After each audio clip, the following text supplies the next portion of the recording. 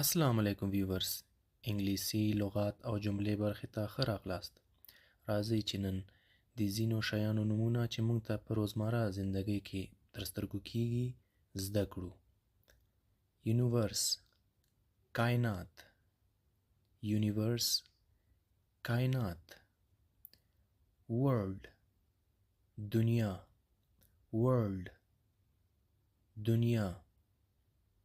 سکای، اسمان. سکای، اسمان. کلاود، وریځې. کلاود، وریځ. سټارز، ستوري. سټارز، ستوري. سن، لمر. سن، لمر.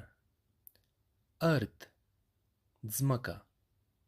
ارت، ځمکه. مونټین، غر. مونټین، غر. سی، سمندر. سی، سمندر.